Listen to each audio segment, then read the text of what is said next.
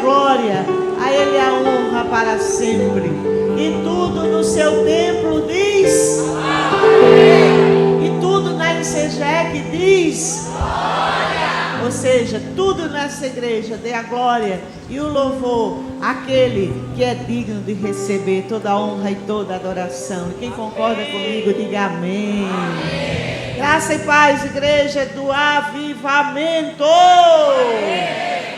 Antes de sentar, dá um abraço cheio de fé no seu irmão e alguém aí. Pelo menos faz um oi assim, ó, de longe ou de perto. Bem-vindos a mais essa reunião de avivamento.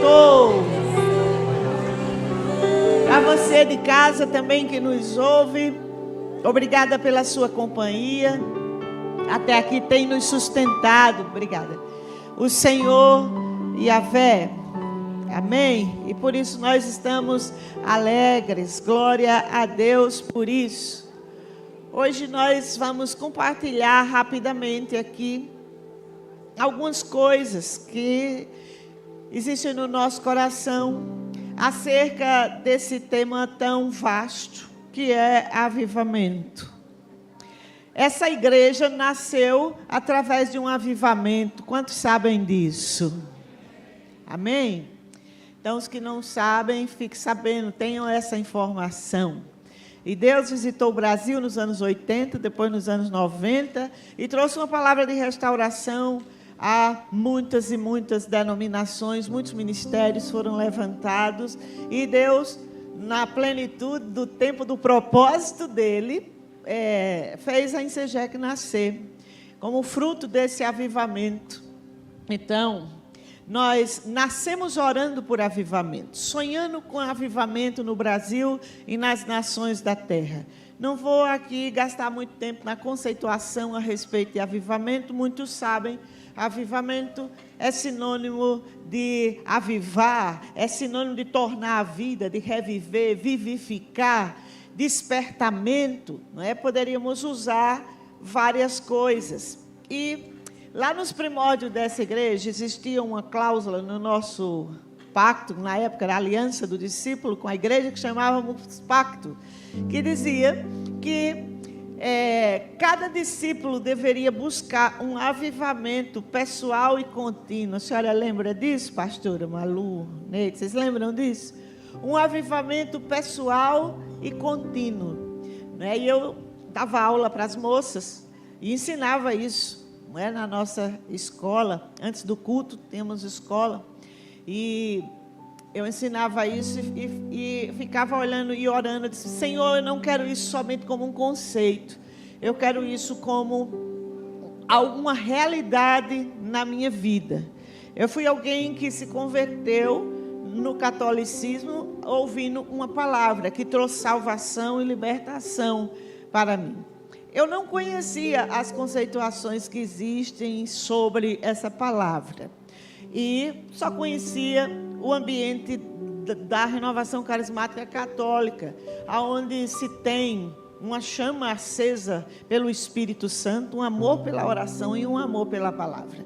A renovação carismática católica é sim um instrumento de Deus para abrir os olhos e levar, sim, a salvação para as pessoas. Sabe por quê? Que quando você se aproxima da palavra, quando você se aproxima da verdade, certamente a cegueira que há no coração, ela vai desaparecendo. Então, onde as pessoas forem ensinadas e levadas a conhecer a verdade, a estudar a Bíblia, a buscar a Bíblia, cedo ou tarde os olhos dela vão se abrir e o engano vai saindo.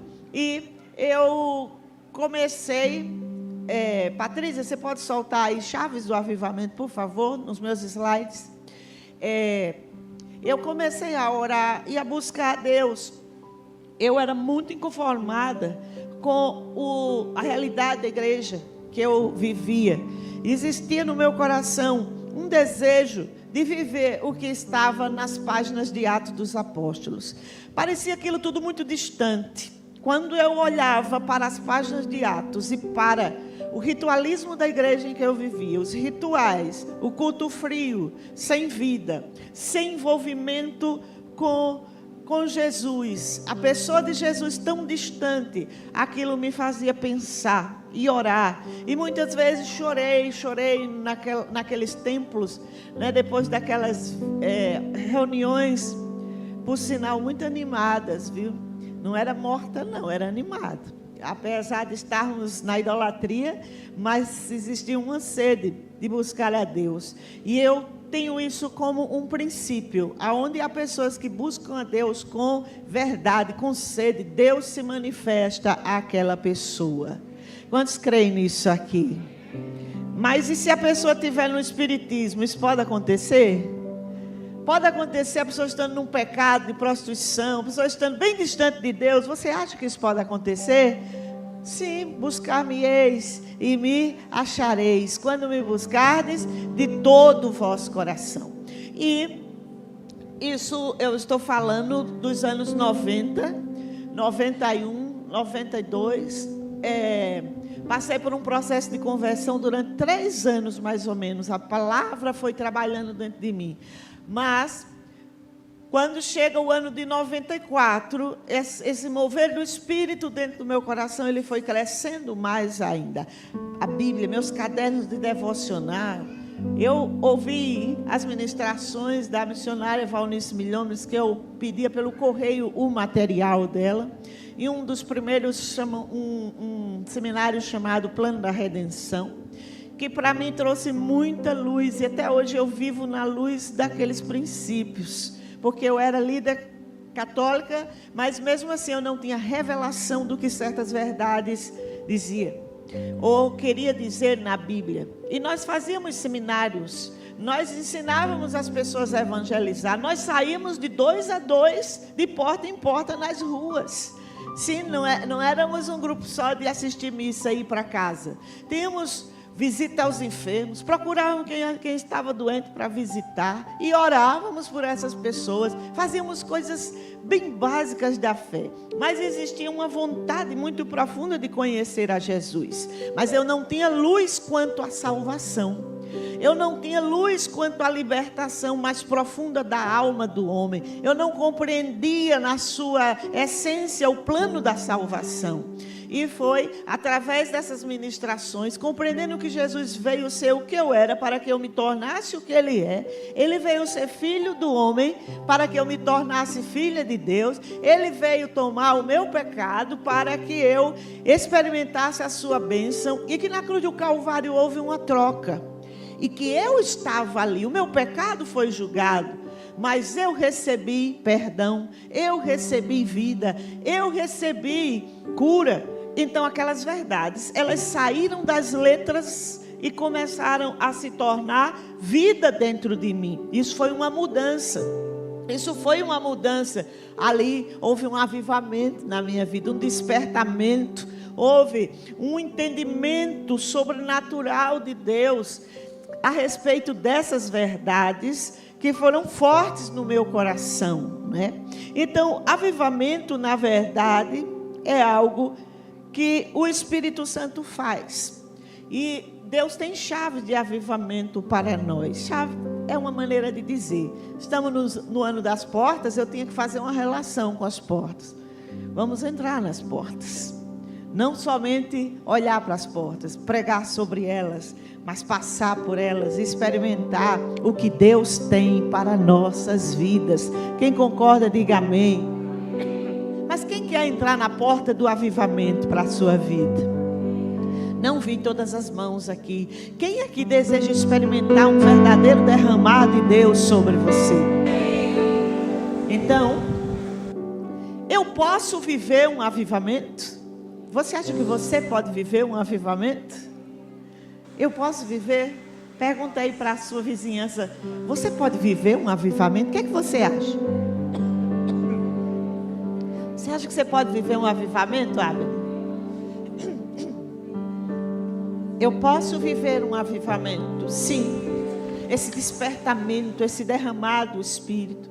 E eu me lembro que numa das madrugadas desses 3 anos, e principalmente nesse último ano de 94 para 95, que foi o ano realmente da minha conversão, numa das madrugadas, eu acordei por cerca de 1h da manhã e perdi o sono e fui fazer uma devocional. Pegava meu caderno, anotava o versículozinho ali e fazia as minhas orações ali. Eu me ajoelhei num tapetinho que tinha perto da minha cama e ali eu pedi ao Senhor luz, entendimento, e comecei a orar. E eu depois tinha lido um texto de João, ou de Atos, melhor dizendo, Atos 2, e a operação sobrenatural do Espírito Santo. E naquela madrugada eu perguntei: Senhor, mas é possível viver isso? Eu não queria viver uma religião morta, uma religião que não transforma. Será que isso foi só para as páginas da Bíblia e acabou lá? Acabou a ação do Espírito? Era tudo que eu conhecia. E eu quero dizer para vocês que uma suave e doce voz chega no meu coração e diz: este avivamento começa a partir do seu coração. É possível você viver um avivamento a partir da sua entrega, a partir do seu próprio coração, da abertura do seu próprio coração. E eu quero usar as tuas mãos. Eu olhava para as minhas mãos e dizia: mas quem sou eu? Não sou ninguém, não sou nada, não tenho ferramentas. Eu não compreendia muito a extensão do propósito de Deus. Mas naquela madrugada eu não vi o fogo, mas certamente o fogo de Deus desceu sobre o meu coração. De uma maneira muito simples, em oração no meu quarto. Mas a impressão da presença do Espírito Santo, a impressão da companhia do Espírito Santo passou a ser um diferencial. Eu acreditei a partir daquele momento que o avivamento é possível hoje, é possível na minha vida, é possível aonde eu estiver, aonde estiver um filho de Deus, aonde tiver um crente, é possível viver um avivamento. Quem crê nisso, diga amém. Próximo. O avivamento é um despertamento. Efésios 5:14. Você consegue ler comigo ou está longe aí de onde você está? O que é que diz esse texto?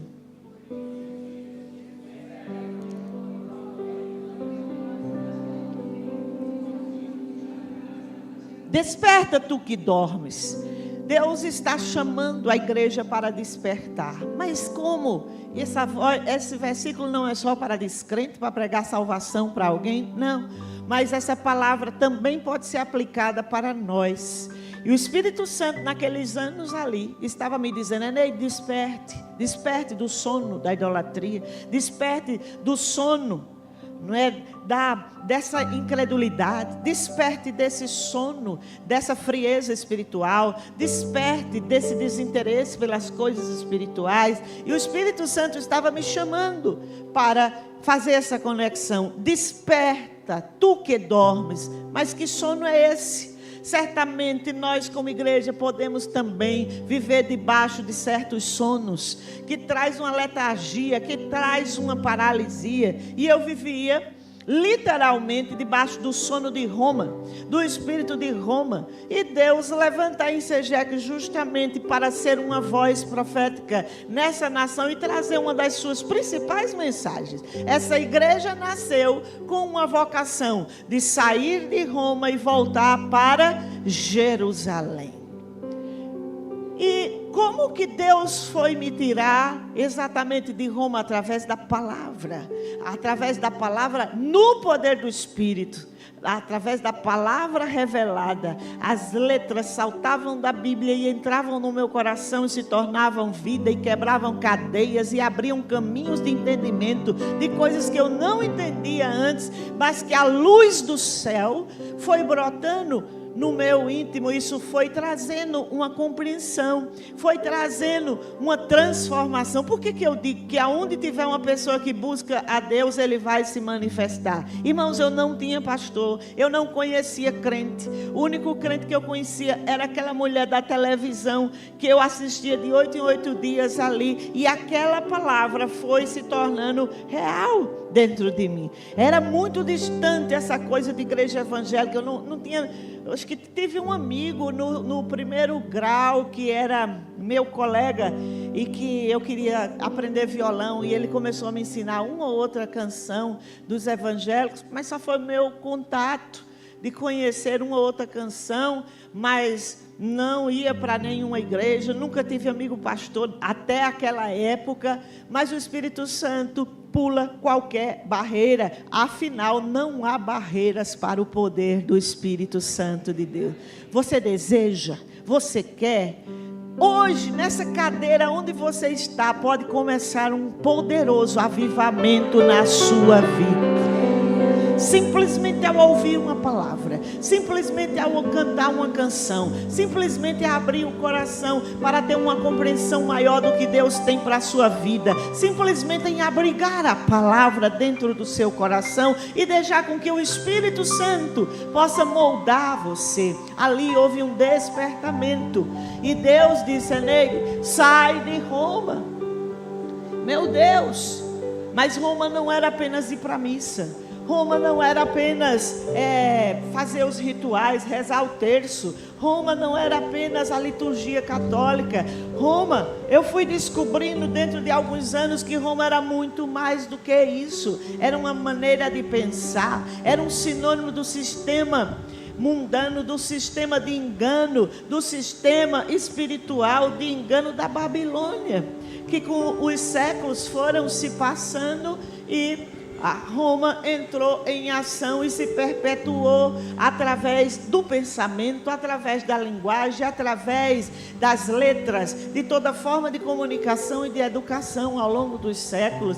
E também ela entra na igreja evangélica por causa das suas raízes, que a igreja evangélica surge no meio de Roma. O protestantismo, ele é levantado no meio de Roma, e Deus levanta padres que começam a compreender a palavra. O fogo de Deus entra ali e a luz do Espírito Santo vai tirando aquelas pessoas da cegueira, do sono, da indolência, da preguiça espiritual, do ritual, da escravidão, de apenas ter uma vida espiritual morta, sem vida, e apenas crer que, não, se eu rezar essas Ave Maria, esses 10 um Pai Nosso, 10 Ave Maria, 5 vezes seguida naquele terço, eu vou obter alguma graça. Talvez Maria interceda por mim, talvez os santos intercedam por mim. Mas o Espírito Santo entrou no coração daqueles homens e foi quebrando as cadeias, foi tirando das trevas e foi trazendo luz. Mas como então eu poderia sair de Roma e experimentar essa Jerusalém, né? O que quer dizer isso? A Ensegé que sai de Roma e vem para Jerusalém, vai para Jerusalém. Quero dizer que a apóstola Valnice tem um estudo por demais necessário e que está disponível, inclusive na Palavra da Fé, que é a editora dela, de publicações dela, e que são 60 horas apenas sobre essa ministração e essa palavra. Sai de Roma e volta para Jerusalém. Jerusalém, Roma, Jerusalém. Se você quer entender como a igreja se apartou das suas raízes em Atos dos Apóstolos e foi para Roma, para o sistema de ensino, para o sistema de engano, para o sistema de idolatria, e ao longo dos anos esse sistema se perpetuou até mesmo no protestantismo, mas o Espírito Santo ao longo dos séculos foi se movendo e continua se movendo para restaurar a verdadeira identidade da igreja. E a verdadeira identidade da igreja é a igreja de Jerusalém, é a igreja de Atos, das páginas de Atos. Ali existia um mover do Espírito, ali Jesus era a pessoa central, ali a igreja estava no templo e nas casas, ali a palavra era pregada com autoridade, os sinais acompanhavam, os crentes entravam nas casas e falavam de Jesus livremente, e os sinais acompanhavam aquelas pessoas. Não era só pastor que podia curar ou expulsar demônio, não era só padre que podia ter a palavra, mas todos falavam de Jesus. Então Deus está chamando e continuará chamando a sua igreja do seu tempo, a igreja do nosso tempo, para voltar para Jerusalém. Jerusalém, nesse contexto que eu estou falando, não é a cidade de Jerusalém, mas é um lugar de experiência com Deus. É uma palavra figurada, é uma comparação para falar de um lugar aonde não vamos ter uma vida cristã regida apenas pela lógica e pela razão, mas vamos ter uma vida cristã regida primeiramente e acima de tudo pelo Espírito Santo de Deus, pelo poder do Espírito Santo de Deus. Não coisas assim só de ouvir falar, mas coisas que Deus pode fazer na minha vida. Diga: avivamento é para mim. Balança aí quem está do seu lado, é para você. O avivamento é para você. For you.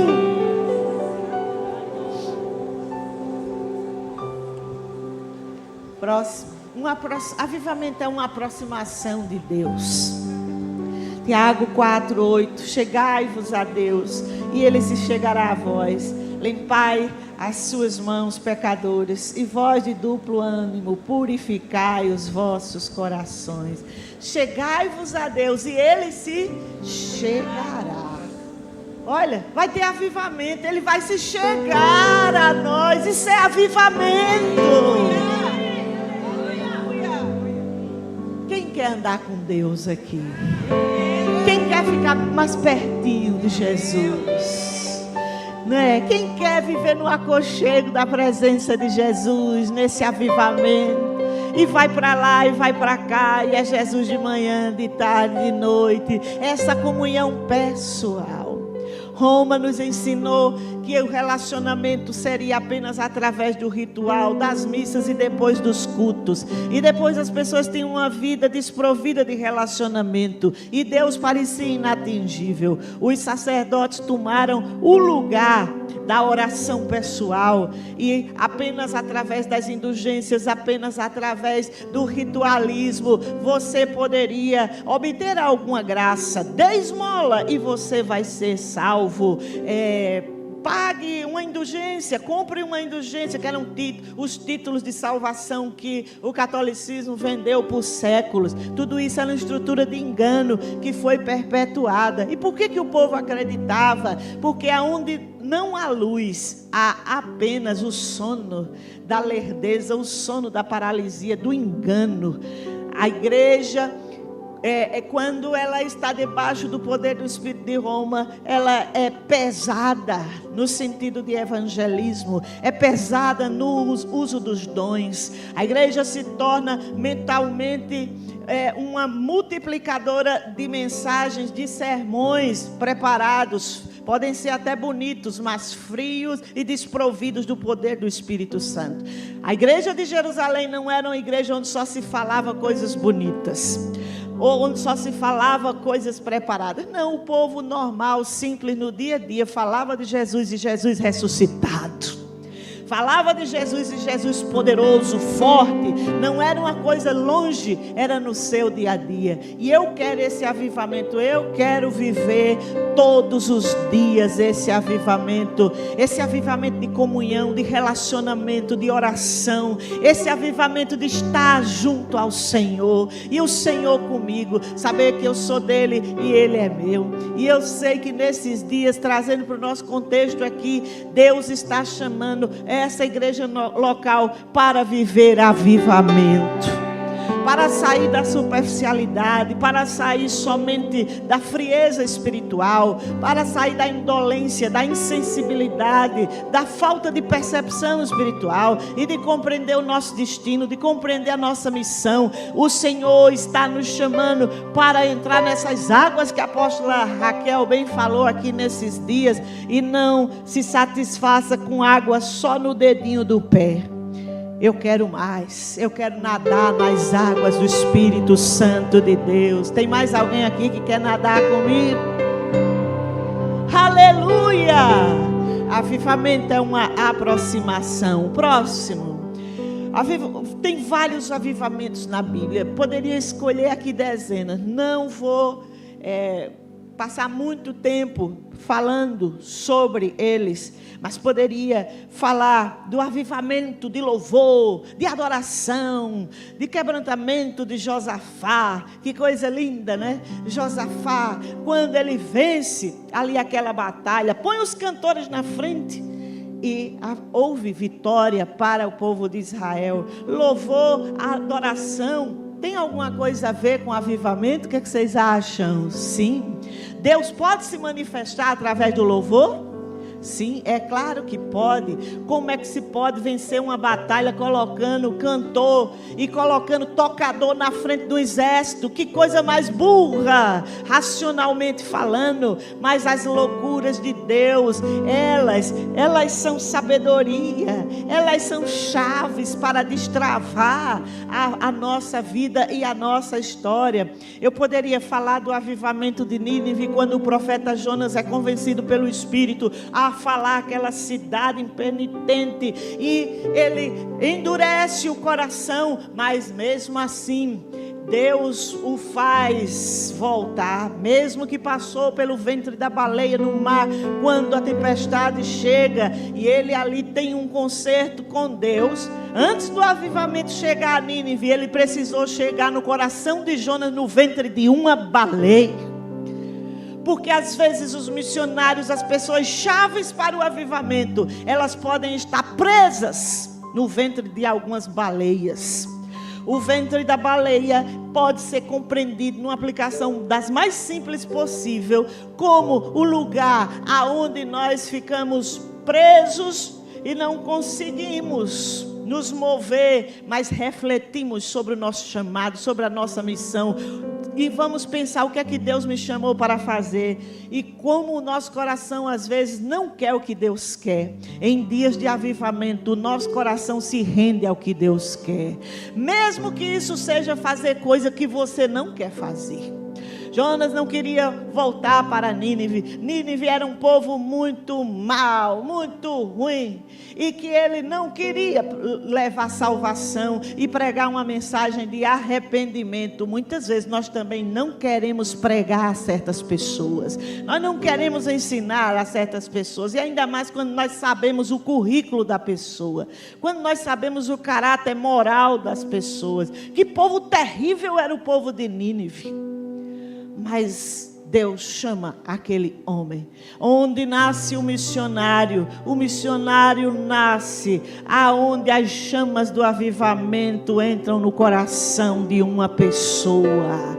O missionário nasce da rendição do coração, diante da vontade de Deus, no ventre daquela baleia. Aquele lugar bem inóspito se tornou o ambiente do avivamento missionário. Ali nasceu um missionário que tocaria a vida de milhares de pessoas. Quando o meu coração e o seu se rendem ao propósito de Deus, aí acontece avivamento na nossa vida. E aquele homem, ele se arrepende de resistir ao propósito de Deus. Tá bom, Senhor, então eu vou anunciar o evangelho, o evangelho não, a palavra de arrependimento, que aí Jesus ainda não tinha vindo. Eu estou falando de um texto do Antigo Testamento. Então, quero dizer para você que ele se arrepende e a baleia o devolve lá na praia. Ele é salvo e vai lá para Nínive. E ali acontece um avivamento. Que Deus ache em nós o ambiente ideal no nosso coração para haver quebrantamento e rendição diante da vontade dEle para a nossa vida. Quantos concordam comigo? Diga amém. Poderíamos falar de Zacarias, quando a palavra vem ao profeta e Deus chama Israel para o arrependimento. Ali houve um avivamento por causa de uma palavra que foi anunciada, mas foi ouvida, abrigada, e houve mudança no coração das pessoas. O ano passado, passamos o ano inteiro falando desse homem aqui, olha, do livro dele, Neemias. Ministramos sobre as 12 portas de Jerusalém. Diante do que vocês aprenderam ano passado, houve ou não um avivamento em Jerusalém através da vida de Neemias? Sim ou não? ele foi canal de Deus para trazer uma restauração? Sim. Claro, que avivamento tremendo. E o ápice do livro de Neemias, pelo menos ao meu ver, quando chega o capítulo 8, que chega Neemias, chega Esdras, chega o sacerdote, você vai ver ali a restauração. O templo estava restaurado, os muros estavam restaurados, as portas estavam restauradas. E eles começam a ler o livro da lei, e o povo chora. Que coisa tão linda, esse capítulo 8 de Neemias, tem hora que eu leio e releio, e eu digo, mas que coisa fantástica, que coisa fantástica. Os mais velhos choravam, lembrando do passado, e lembrando do que Deus havia prometido, e da restauração que estava ali diante deles. Os mais novos estavam chorando, agradecendo o avivamento. Eles não tinham essa palavra, mas eles sabiam que estava havendo uma visitação, estava havendo uma intervenção sobrenatural de Deus ali, através daquele homem que saiu lá do reino, lá de Suzã, e veio ser servo, e veio organizar uma restauração, e passou meses trabalhando na restauração de uma cidade, de um muro, de portas, colocando a sua vida em jogo. E quero dizer para vocês que o livro de Neemias é um livro fantástico de avivamento, e Deus quer também levantar os Neemias em São Paulo. Quem crê nisso? Amém. E aí também, onde você está me ouvindo, através da internet, aonde essa palavra chegar, eu quero que você saiba que você pode ser uma voz de transformação e de avivamento, assim como foi Neemias. Não vou parar para falar muito dele, assim como foi o avivamento de Atos 2. Meu Deus, nós, quando éramos católicos, só conhecíamos isso aqui, do poder do Espírito Santo, né? E que lindo é Atos 2. No ano passado, meu marido pregou uma mensagem muito interessante, que está no canal da igreja. Se você quiser, coloca lá. Pentecostes, uma festa missionária. Que Pentecostes foi uma festa missionária. Ali houve um avivamento derramado do Espírito, que vem sobre os discípulos, e que eles, de medrosos, se transformaram em corajosos, de covardes se levantam homens e mulheres capazes de morrer por esse evangelho. A unção, a presença do Espírito, derramar do Espírito, acender de Deus na nossa vida, nos tira dos medos, nos tira até do nosso próprio temperamento, às vezes introspectivo, às vezes totalmente introvertido, e nos faz ter uma coragem que humanamente você não tem, ter uma autoridade que você não tem. Quem faz isso? Deus. É o poder do Espírito Santo. Mas ali em Atos 2, não queria saber, o Espírito desceu sobre eles, não desceu só sobre os doutores. Ali não estava somente quem passou pela escola de Gamaliel, que recebeu a unção do Espírito. Não, foi sobre aquele povo que estava esperando, buscando, com expectativas em Deus. E eu quero declarar que essa igreja há de ter expectativas em Deus, para experimentarmos esse Espírito Santo, esse derramado Espírito Santo, que onde ele se move, tudo muda. Tem uma música bem antiga que a gente cantava, que dizia assim: tudo cai em tua presença, ó Deus, formosa é tua presença, Senhor, tua presença em mim.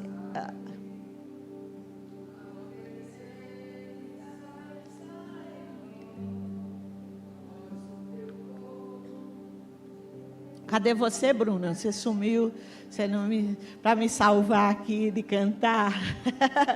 Formosa é tua presença, Senhor. Aonde o Espírito Santo está, tudo muda.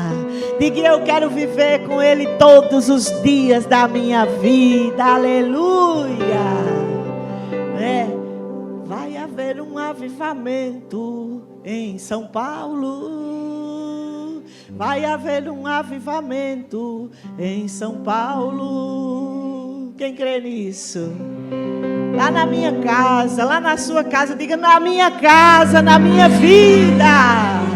Oh, glória! Mas eu quero que você abra a sua Bíblia no livro das Crônicas, no segundo livro das Crônicas, capítulo 34. Vamos fazer algumas rápidas considerações aqui a um avivamento muito interessante. Não que os outros não sejam. Não, mas eu vou voltar aqui ao Antigo Testamento só para dar destaque a esse acontecimento aqui. E quero que em casa você, por gentileza, leia o capítulo 34 e leia o capítulo 35 do livro das Crônicas, porque descreve o percurso da vida do rei Josias, que foi um garoto que Deus levanta e que começa a reinar com 8 anos e reina durante 31 anos, olha só, em Jerusalém. Mas o versículo 2 começa a mostrar as chaves do avivamento na vida desse camarada aqui. E fez Josias o que era reto, diga: o que era reto. E andou nos caminhos do Senhor, e andou nos caminhos de Davi seu pai, sem se desviar deles, nem para a direita, nem para a esquerda. Aqui está uma das principais chaves para que este rei, tão jovem, não se perdesse, pelo menos ao longo do seu reinado. No final ele dá uma escorregada, mas eu quero falar para você aqui como é importante nós andarmos naquilo que aprendemos, nos princípios de Deus. Como é relevante, como nós não podemos nos esquecer disso. E fez o que era reto, e andou nos caminhos de Davi. Fez o que era reto, e Deus está querendo arrumar os nossos caminhos tortos nesses dias. João Batista foi o profeta que veio antes de Jesus. E a respeito de Jesus, ele dizia: vem aí alguém que é mais forte do que eu, mais poderoso que eu, que vai batizar vocês com fogo.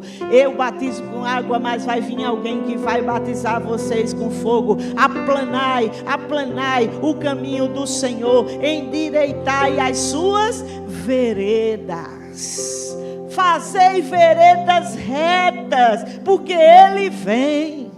O que queria dizer a palavra do profeta João Batista? E o que tem a ver com Josias? Que Josias fez o que era reto.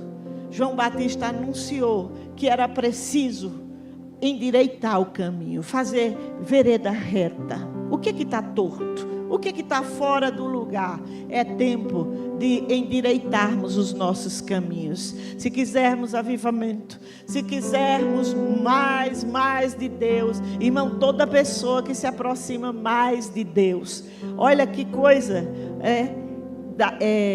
e fez o que era reto aos olhos do Senhor, e andou nos caminhos do Senhor. Ela vai andar nos caminhos do Senhor. Eu quero andar nos caminhos do Senhor. Alguém mais aqui quer? Eu quero. Eu não quero andar com a vida torta, né? Tinha um ditado antigamente que dizia assim: pau que nasce torto, morre torto. Mas isso é quando não se conhece Jesus. Porque pau que nasce torto, para ele existe uma serra assim no Evangelho, olha, que arruma a sua vida. O conhecimento da palavra e o encontro com Jesus faz com que as nossas tortuosidades, os nossos pecados, eles sejam aplanados, eles sejam corrigidos. Isso é uma linguagem figurada para dizer que o pecado, as coisas que não estão em consonância com a palavra de Deus na nossa vida, vai sendo transformado, vai sendo removido à medida que nós buscamos a Deus. E Josias, ele observou isso, mas preste atenção no verso 4, o que é que esse homem fez? Não vou ler tudo.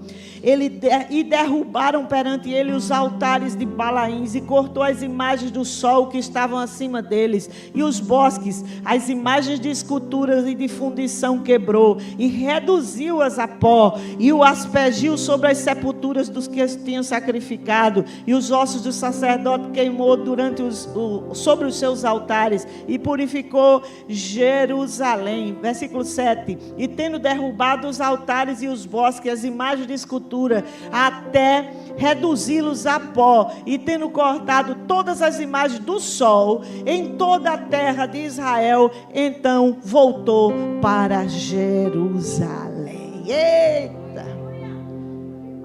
Para viver um avivamento, para experimentar mais de Deus, ou quando estamos mais perto de Deus, quero dizer para vocês que não há lugar para os ídolos e Deus no nosso coração, que tem que haver uma escolha.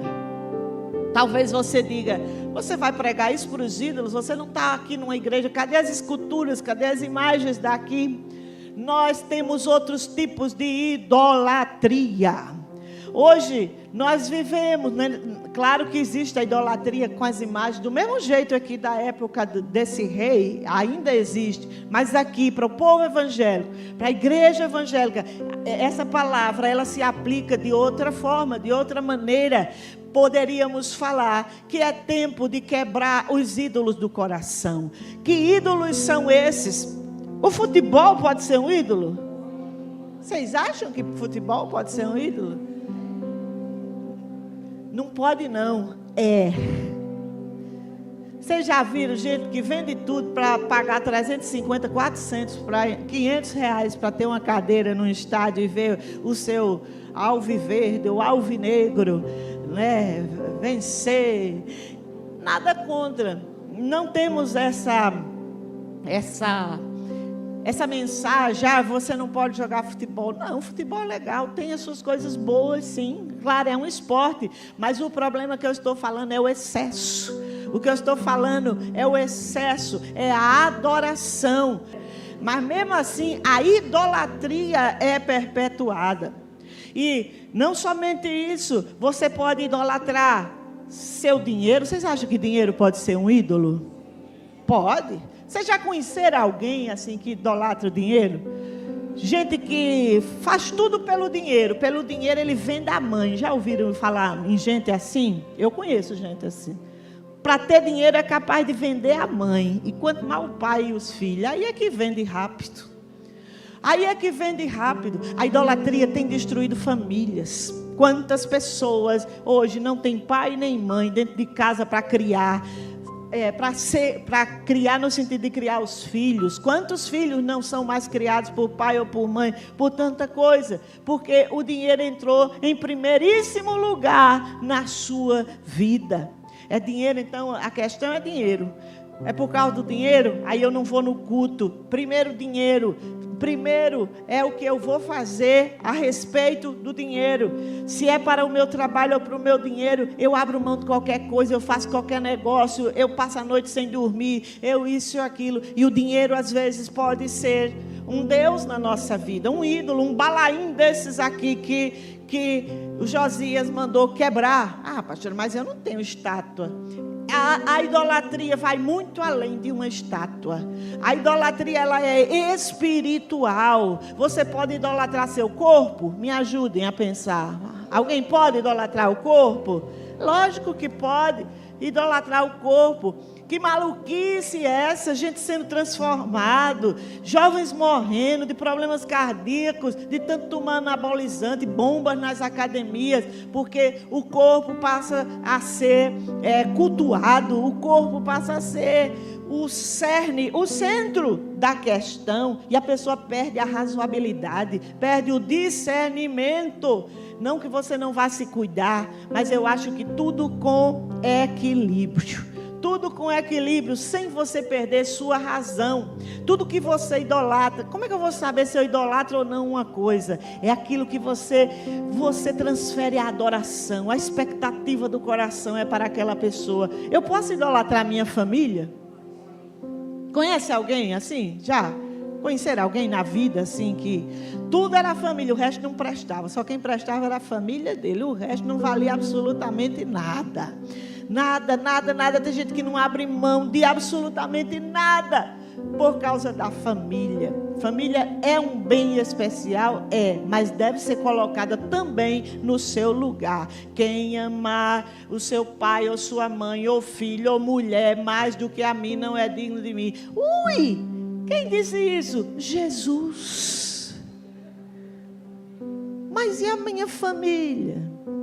A minha família, que a igreja fala tanto que eu devo amar, orar por ela. Sim, mas a família deve ter o seu lugar correto, o seu lugar de equilíbrio, o seu lugar, desde que ela não roube o seu culto, desde que ela não roube a sua adoração, desde que ela não roube a sua veneração. Então vamos mais adiante. Então Josias, ele fez uma reforma no reino e começa por uma reforma espiritual. Isso é algo especial.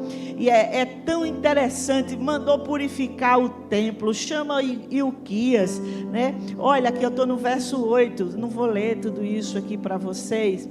E verso 9, e vieram a Ilquias. Quem era esse rapaz? Era um sumo sacerdote, e deram dinheiro. O Josias disse: vamos levantar esse templo aqui, arrumar essa bagunça, tirar a sujeira, porque o templo representava a adoração do povo a Yahvé. E Josias faz uma obra de restauração simbólica no templo, que também repercutiria na própria vida da nação. E é muito interessante, irmãos, que enquanto esse povo, aí o povo começou a ofertar, então o avivamento vai mexer com o meu bolso também, vai mexer com minhas ofertas, uau, e eu vou ser convidado pelo Espírito a começar a ofertar, a dar. Quanto mais apegados com Deus, menos apegados nós seremos ao dinheiro. O dinheiro vai ser o nosso servo, e o que nós temos vai servir para nós, sim, mas também para a obra do reino de Deus. Quantos querem ser essas pessoas que não vão ser idólatras de dinheiro, mas que vão servir a Deus com suas ofertas? E foi assim que aconteceu. E é interessante que enquanto esse povo mexia nessas ofertas, aconteceu uma coisa muito chave. Enquanto eles mexiam no dinheiro que o povo trouxe, nas ofertas, eles acharam um tesouro que era maior, melhor, superior, muito mais elevado do que o ouro, do que a prata, do que o bronze, do que qualquer coisa. Eles acharam o livro da lei. Você diz, estou no versículo 14, mas 14 e 15. E Ilquias respondeu e disse ao escrivão: achei o livro da lei na casa do Senhor. Uau! Gente, ó, se tiver uma caneta, coloca um coraçãozinho nesse versículo assim, ó. Achou o livro da lei. Minha querida apóstola Raquel, não foi no quintal de casa que achou, não foi no meio da rua que achou. Como é que se perde o livro da lei? Na casa do Senhor. Isso quer dizer que os anos podem passar e nós podemos perder as referências corretas que devem guiar a nossa vida, que é a lei do Senhor. Que na casa do Senhor, mesmo sendo crentes, nós podemos viver uma vida sem avivamento. Nós podemos perder a Bíblia dentro dos nossos próprios interesses. O livro da lei estava perdido. Em quantas denominações nos nossos dias o livro da lei está perdido? Cadê? Olha, tiraram os trigos, fiquem tranquilos. Hoje eu nem vou mexer com o trigo, nem com os decoradores, né? Tiraram todos os trigos aqui, ó. Esconderam ali atrás, para eu não sujar. Irmãos, aí, cadê o livro da lei? Na casa do Senhor, mas era para ter estoque de livro da lei. Havia se perdido, porque outras mensagens começaram a ser relevantes e o livro da lei começou a ser esquecido ao longo dos anos. Nós podemos começar a ouvir outras leis. Nós podemos começar a ouvir outras pregações que não vêm do Espírito, que vem apenas de mentes humanas prodigiosas, e de mentes humanas com a retórica privilegiada, que sabem falar e expressar a sua eloquência. Em Sejeque, o livro da lei não pode viver perdido em você. É preciso achar o livro da lei na sua vida. Talvez esteja perdido na sua biblioteca, na sua casa. Talvez o livro da lei esteja perdido no seu coração, que é o pior ainda. É pior do que perder o livro no templo. É pior perder dentro do templo do nosso próprio coração, no meio de tantos conceitos, de tantas filosofias, de tantos ensinos, de tantas vozes. O mais incrível que eu acho é que nos meus dias eu escuto, às vezes, pregação, às vezes naqueles feed que você pega um pregador e vai descendo, meu Deus, é um atrás do outro, e você conta os que tem o livro da lei. Muitos só têm costumes de igreja, muitos só têm dogmatismo, muitos só têm tradicionalismo de igreja, ou se não filosofias, ou se não palavras bonitas, citações de outros autores. Claro que você pode pegar um ou outro autor para enriquecer a sua pregação. Eu não sou ignorante a ponto de achar que isso não pode ser feito. Agora, eu chegar numa igreja e fazer 20 a 30 citações só de autores e não falar nada do que Deus falou, nada do que Jesus falou, eu estou pregando um outro evangelho. Eu estou fazendo um evangelho talvez promocional, mas não falando da palavra da vida que traz o avivamento. E é preciso achar o livro da lei. E eu quero dizer para essa igreja: não deixe o livro da lei ser perdido no seu coração. Não deixe o livro da lei ficar lá cheio de aranha, esquecido, jogado, mofado. Quantas vezes você pega a sua Bíblia na semana? Quantas vezes... Às vezes você diz, mas esse povo, que povo mau, perderam o livro da lei. E nós, que também perdemos, mas de outra forma. Mas o Espírito está nos chamando para um avivamento. E se queremos avivamento, devemos achar o livro da lei também. Isso já é uma consequência. Achar esse livro foi achar a sua verdadeira identidade. Foi achar a ferramenta que poderia, Michele, acertar o caminho do povo para viver no caminho reto, sair dos caminhos tortuosos. Quantos de nós precisamos acertar o caminho, mas parece que ouve, mas não ouve. Parece que não entende o que é que aquilo tem a ver com você. Você quer saber o que você tem que acertar na sua vida? Viva com o livro da lei, coma o livro da lei, medite o livro da lei. Não é da lei de Moisés só não, é da lei de Deus, é todo o conselho de Deus, onde tem tudo o que eu preciso, onde tem todas as minhas respostas, onde tem tudo que pode sarar a minha alma, aonde tem o equilíbrio mais profundo da minha vida, é nessa palavra, de manhã, de tarde e de noite. Quer um avivamento? Agarre-se com o livro da lei, pegue a sua Bíblia e coloque no seu coração. Eu não quero perder o livro da palavra de Yahvé na minha vida. Agarre a sua Bíblia e diga: coloquei a tua palavra no meu coração para não pecar contra ti. Oh, glória! Amém. No meio das ofertas se achou o livro da lei. Quantas ofertas nós fazemos no ministério? Oferta de vida, oferta de trabalho, e o livro da lei está perdido. Pessoas que trabalham no ministério, cuidado para não perdermos o livro da lei. A oferta é o trabalho, a oferta é o que nós fazemos também no ministério, mas não podemos ser tão ativistas a ponto de perder a essência. Tudo passa, menos a palavra de Deus. Nunca esqueça disso. Considere a palavra de Deus, porque ela é luz para o seu caminho.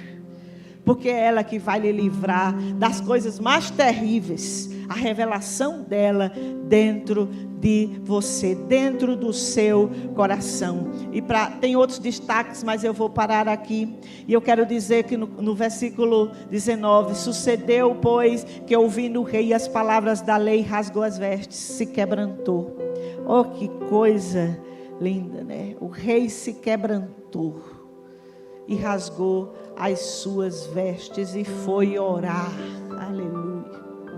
Ao ouvir a palavra de Deus, nós somos convidados pelo Espírito a buscar a Deus. Mas quero adiantar, sair um pouco do contexto de Josias, depois dessas lições que nós podemos abstrair do seu texto. E vamos ao próximo agora, Patrícia. Que eu elenquei aqui algumas coisas que podem ser anti-avivamento na nossa vida. Tem coisas que podem se transformar em anti-avivamento, como por exemplo, ambientes de contenda, de briga, de maledicência, de fofoca, de inveja e de ciúmes, as obras da carne em manifestação. Quando eu e você estivermos muito operando na carne, quando você estiver querendo brigar com todo mundo, saiba que o avivamento está passando longe de você. Que é preciso haver quebrantamento, é preciso voltar para os princípios.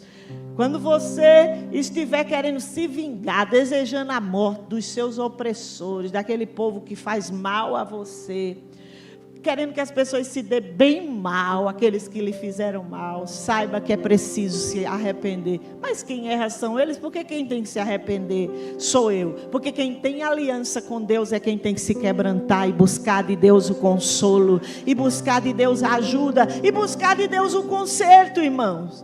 Em ambiente de incredulidade, o avivamento também não se manifesta. A incredulidade é uma opositora ao avivamento. Falei antes de ontem, mas quero repetir. Existiram cidades onde Jesus não pôde operar devido ao nível de incredulidade daquela cidade. O que é incredulidade, meu jovem? O que é incredulidade, minha querida jovem? É a desconfiança. É aquilo de não acreditar no que Deus pode fazer. É aquela resistência de coração contra o poder do Espírito, contra o mover do Espírito. Deus quer nos tirar disso. Ou o ceticismo, ou o materialismo. E o que seria esse materialismo? Eu creio somente no que eu pego, no que eu vejo, o resto é conversa. Pois eu quero dizer a você que existe algo muito maior e além de tudo que você pega e de tudo que você vê. Tá bom? Não há avivamento onde as pessoas não têm sede de Deus. Mas aqui eu estou numa reunião onde tem muitos sedentos por Deus. Estou na reunião certa? Quantos aqui tem essa sede por Deus? Quem de verdade assim pode olhar para si hoje e dizer: eu quero um avivamento. Eu quero essas águas. Eu quero esse mover poderoso do Espírito. Onde não tem oração, onde não tem busca de Deus, e onde o relativismo se manifesta. E aqui eu quero parar alguns minutos. O que é o relativismo? O relativismo é um anti-avivamento, que está também em muitas igrejas hoje. Vamos mais adiante, Patrícia. O relativismo, ele é filho do liberalismo, que é uma doutrina muito maior, que hoje está estendida em várias coisas. O relativismo é a ideia de que não existe verdade absoluta e de cada pessoa tem sua verdade. De cada pessoa pode achar e fazer uma convencionar o que é certo ou o que é errado, ou seja, quem é que julga, quem é o senso de valor na vida dela é ela mesma, tá? Então, é uma maneira subjetiva de você mesmo fazer sua lei. Cada pessoa tem sua lei, é isso. Em palavras bem simples, né?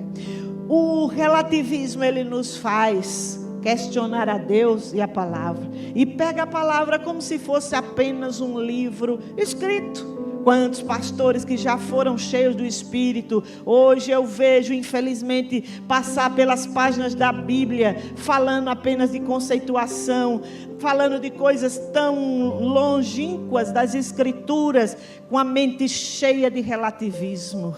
E que, não, depende, isso é verdade para você, mas pode não ser para mim. Uau! Temos que pensar sobre isso.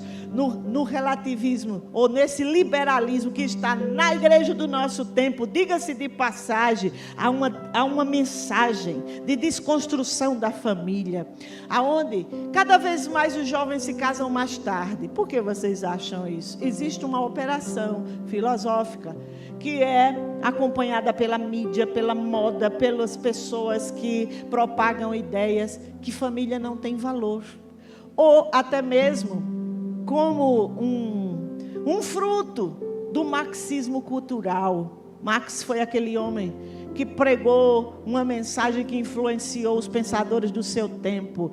E o marxismo, esse materialismo, entrou na cultura de muitas nações. E o que isso resultou em muitas pregações onde a família ela é colocada como objeto de dominação.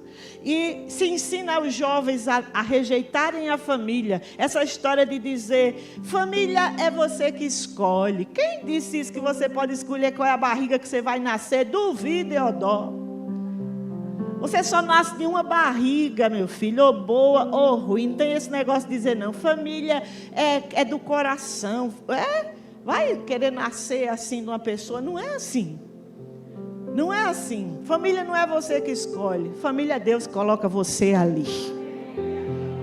Ah, mas é tão ruim meu pai e minha mãe. Oh, que escolha. Pois é, Deus colocou. Então, se agarre com Jesus, ame Jesus para amar sua mãe, para amar seu pai, para amar aqueles irmãos, para atravessar a sua vida em paz com Jesus. Mas família não é objeto de destruição. Quem tenta passar essa visão é Satanás, através dos seus pregadores eloquentes, através dos seus escritores, dos seus filmes, que exportam resistência contra Deus, relativismo, que exporta esse liberalismo maldito, que faz com que um jovem, um adolescente olhe para um pai e uma mãe como se ele fosse um maligno, como se o fato de um pai e uma mãe dizer, olha, tal hora você tem que estar aqui, aí o professor ou o amiguinho cheio dessa doutrina de liberalismo e relativismo diz, não, que é isso? Esse seu pai e sua mãe, isso é uma bruxa. Sua mãe é uma bruxa. Sabia? Você é livre. Você é livre. Ela tá te... Como que fala? Oprimindo. Tua mãe é uma opressora. Olha, é uma bruxa do 71. Você nem sabe o que é bruxa do 71. É do Chaves. Os mais velhos aqui, tudo sabem o que é.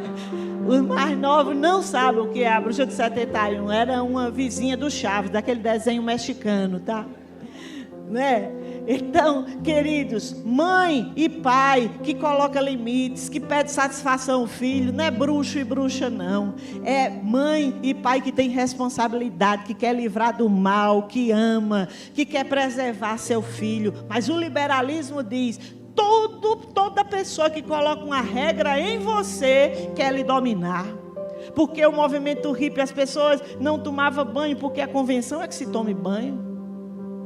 Não tome banho, ande de roupas rasgadas. Se a sociedade diz que você tem que se vestir, rasgue a roupa. Onde está essa doutrina liberal? Nos designs.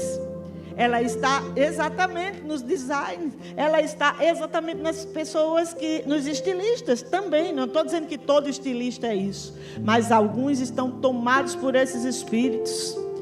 Se existe uma convenção de respeito na sociedade, vamos fazer o contrário. Tome droga. Seu pai diz que não é para tomar droga. O mundo diz que não é para se drogar. Tome droga, é porque eles são dominadores. Esse espírito traz a destruição do conceito de nação e traz, não é, a evidência do globalismo. O globalismo é um dos movimentos que estará na terra agindo fortemente quando o anticristo se manifestar. Então, o senso de nação está sendo cada vez mais destruído para que organizações maiores tomem conta uma das outras, oprimam umas às outras. Então, isso está na política também. O humanismo, o homem é o centro. As igrejas hoje não servem, não estão mais para pregar o evangelho. Tiraram a cruz do evangelho. Tiraram a renúncia do evangelho. E agora só se prega: você pode. Meus lindos, minhas lindas, você é um campeão. Você é uma vencedora. Você pode tudo. Você está aqui para vencer. Pronto. E as pessoas estão achando que o evangelho é só isso. Cadê a cruz, hein? A doutrina liberal, os teólogos liberais tiraram a cruz da mensagem do evangelho dos púlpitos. Tiraram a renúncia. Quem quiser ser meu discípulo, negue a si mesmo, tome a sua cruz e siga-me. Algo tão simples. Procure nas pregações por aí afora. Quantos pastores você vai encontrar falando nisso hoje em dia? E você vai contar nos dedos. Porque é mais fácil eu chegar aqui para vocês e dizer: vocês são maravilhosos. Você é o centro do mundo. Você é o centro da terra. Meu Deus, que humanismo infeliz nessas pregações. E o pior é que os crentes amam isso. Bate palma, cantam, choram de morrer. Se jogam, fazem tudo por esses pregadores. Mas, irmãos, o que eu estou aqui falando e tentando ensinar é que esse espírito precisa ser resistido na nossa geração. Se nós queremos um avivamento, nós não podemos ter uma teologia liberal. Existem igrejas onde não se pode falar a palavra pecado no púlpito, onde não se pode falar a terminologia ímpio, porque agride as pessoas. Você não pode dizer isso, mas você tem que fazer uma releitura da Bíblia para não agredir as pessoas. É a doutrina liberal que está dentro das igrejas. As músicas erotizadas. Simplesmente, escute essas músicas que são tocadas no funk, que são tocadas nos carnavais. O nível de erotização que entrou hoje na igreja. E até mesmo nós temos que tomar cuidado até com nossas danças, para não termos gestos erotizados, porque absorvemos a escola de dança do mundo e queremos colocar na igreja. Tem coisas que você pode aproveitar como princípio de postura disso, daquilo, mas não colocar a sensualidade dentro das igrejas. Até as músicas evangélicas. Tem música que parece que é um homem e uma mulher dançando agarrado, falando para Jesus. Digo, mas tem alguma coisa errada com isso aí? Né? Então, tem cantoras que cantam numa sensualidade de voz, mas eu não estou falando para músicos, isso é outro momento. Considerar cafona e tabu, tudo que é princípio, guardar honra e princípio. Hoje, essas pessoas que fazem esse movimento liberal no mundo das letras, da literatura, no mundo da música, no mundo das empresas, quantas vezes eles fazem palestras e seminários para, nas escolas também, para conscientizar as pessoas, para quebrar tabus. É tempo de quebrar tabus. Tem muitas reuniões dessas por aí. É tempo de quebrar tabus e sair de ser cafona. Então, seguir a palavra, obedecer, é ser como cafona, é ser uma pessoa cheia de tabus. Quero dizer, meu irmão, que nós somos do Senhor e fizemos uma opção pela santidade, e é possível viver em santidade, sim. Quantos acreditam nisso, digam amém. E o politicamente correto é um anti-avivamento. E essa doutrina também não é só na política, não. Não é só na política que está esse liberalismo, não. Por exemplo, tem igrejas que dizem: não vamos evangelizar, porque nós temos que respeitar as religiões. Uau! Então esse negócio vai além do que eu penso. Se eu não vou evangelizar porque eu tenho que respeitar todo mundo, então eu não vou falar mais de Jesus, porque eu tenho que respeitar.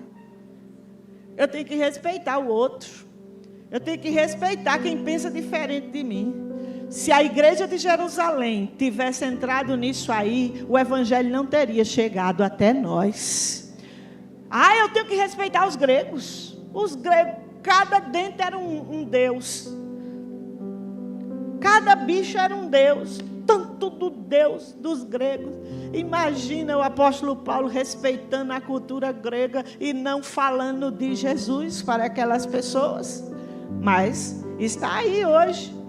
Nós não vamos desrespeitar as pessoas. Não é ser deselegante. Eu não estou falando aqui em você ser mal educado, em você ser estúpido com as pessoas. Não, não é isso. Mas nós temos que falar a palavra de Deus. Nós temos que falar daquilo que temos visto e ouvido. E esse liberalismo não pode prender os nossos pés e tirar a nossa força de evangelizar. Não podemos ser um povo acuado, medroso, que não tem força nem de dar um grito no meio da rua, porque se falar alto diz, não, fala mais baixo, para não incomodar os ouvidos de ninguém. Imagina o João Batista falando, raça de víboras, prepara o caminho do Senhor, endireite os seus caminhos, saiam do pecado, o machado está posto à raiz das árvores. E ainda dizem que a pregação dos cristãos é odienta. Não, nós não odiamos as pessoas nós amamos, mas o pecado nós não podemos abraçar.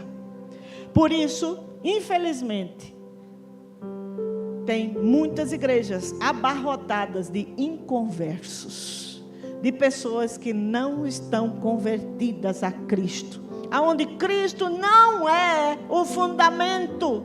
Elas chegam de uma forma e elas permanecem daquele mesmo jeito. Eu vou dar uma coisinha para você fazer. Olha, hoje você limpa isso aqui, amanhã você faz aquilo ali. E vamos ganhar as pessoas pelo voluntariado, porque elas vão se sentir úteis. O voluntariado é algo muito bom nas igrejas, sim, se for bem utilizado. Mas as pessoas precisam nascer de novo e se arrepender dos seus maus caminhos.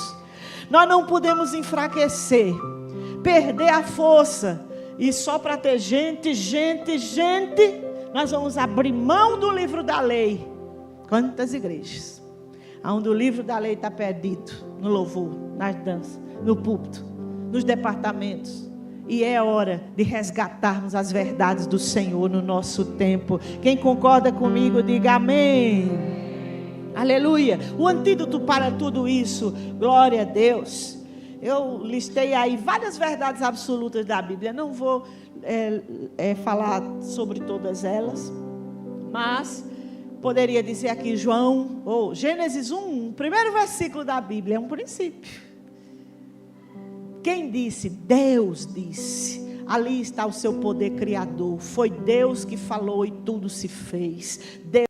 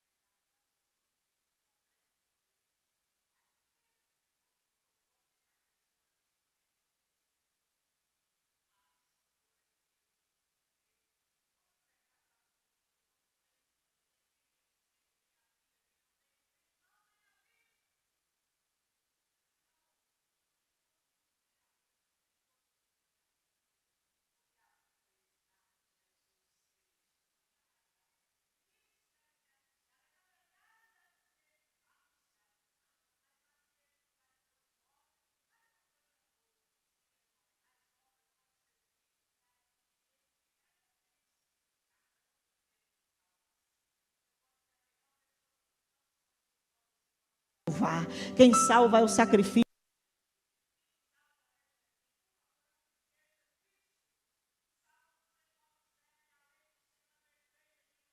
A lei do Senhor é perfeita. 2 Timóteo 3, 16, 17, isso é muito importante para nós aqui hoje.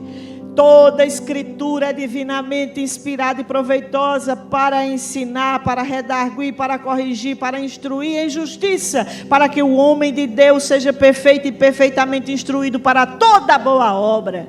Oh glória, é a palavra de Deus que pode nos ensinar. Então isso é uma coisa linda. Olha, 2 Pedro 1,19, isso é um espetáculo. Antes de mais nada, saibam que nenhuma profecia da Escritura provém de interpretação humana, pois jamais a profecia teve origem na vontade humana, mas homens falaram da parte de Deus, impelidos pelo Espírito Santo. João 17, santificai-vos na verdade, a tua palavra é a verdade. Isso é uma verdade absoluta, isso é um princípio absoluto. E por fim eu botei algo bem poético, porque eu gosto, eu amo isso aí. Salmo 119, 89, eu acho maravilhoso esse versículo. Olha, o que é que diz? Não sei se vocês... Não, já estou no outro, viu, Patrícia? Já estou terminando o outro versículo, vocês não estão lendo. Tá? Olha, Salmo 119, 89, olha que coisa. Para sempre, ó Deus, está firmada no céu a tua palavra. Existem outras versões que fazem um trocadilho e uma concordância melhor. A tua palavra, ó Deus, está para sempre firmada no céu. O que está para sempre firmado no céu? A tua palavra, ela é eterna, então ela é digna de confiança. Diga comigo, a palavra de Deus é digna de confiança. Depois diga comigo, Deus e a sua palavra são um. Aleluia. Próximo, já estou chegando ao final. Vamos lá. 2 Coríntios 4, 11, 13. Eita, isso é maravilhoso. Isso aqui me inspira, viu? Esse versículo aqui. Se vocês um dia quiserem mandar uns versículos para mim, mande esse aqui, ó. Tendo, porém, o mesmo espírito da fé, como está escrito, eu criei, por isso falei. Também nós cremos e por isso nós estamos falando. Aleluia! Falando o quê? Falando abobrinha? Não, falando coisas de avivamento, falando coisas do céu, falando coisas da luz, do reino. Romanos 10, 8, eita, glória a Deus, se puder ler aí comigo, leia, porque já estamos terminando, enche teu pulmão de ar e leia comigo. Porém, que se diz? A palavra está perto de ti, na tua boca e no teu coração. Isto é a palavra da fé que pregamos. Amém. Coisa linda, não é? Esta é a palavra da fé que nós pregamos, essa palavra que é eterna, essa palavra que é absoluta, essa palavra que tem vida, essa palavra que entra rei e cai rei, entra geração e sai geração, e os princípios dela continuam o mesmo, porque é de Deus, é da boca de Deus. E lembro do profeta Isaías no capítulo 40, seca-se a erva e murcha a flor, mas a palavra de Deus permanece para sempre. E lembro-me das palavras de Jesus: tudo passa, mas as minhas palavras jamais passarão. Então ela é digna de confiança. Eu posso crer, eu posso confiar, eu posso falar. E aonde nós enchemos a atmosfera dessa palavra, o avivamento, ele é atraído, né? 2 Crônicas, próximo e último, 7, 14, por muitos anos, esse ministério proclamou esse versículo, e nós vamos continuar proclamando esse versículo sobre a nação e sobre as nossas cidades. Esse é um versículo de avivamento. Nesse versículo que eu vou ler agora tem muitos princípios. Olha que lindo. Porque se o meu povo, que se chama pelo meu nome, se humilhar e orar e buscar e se converter dos seus maus caminhos, eu ouvirei do céu, perdoarei os seus pecados e sararei. Ou seja, vai haver um avivamento. Vem o avivamento, aleluia. E por fim, Atos 2:17, e nos últimos dias acontecerá, diz o Senhor, que derramarei do meu espírito sobre toda a carne, e os vossos filhos e as vossas filhas profetizarão, os vossos jovens terão visões, e os vossos velhos sonharão. Os apóstolos reproduziram as palavras do profeta Joel. E nos últimos dias, e no ano de 2025, diz o Senhor, derramarei o meu espírito sobre São Paulo. Derramarei o meu espírito, diga seu nome. Foi muito fraco esse seu nome, não gostei, não, nem escutei ele aqui, fazer de novo. E derramarei o meu espírito sobre isso. E toda a sua família, e toda a sua casa, haverá avivamento, haverá arrependimento, haverá confissão de pecado, haverá adoração, porque nós somos o povo destinado a viver um poderoso derramar de Deus na terra. E eu quero ver, e você também. Amém? Quantos estão assim com o coração incendiados para viver esse avivamento? Com essas palavras eu quero dizer para você, feliz avivamento. Amém. Amém. Aleluia.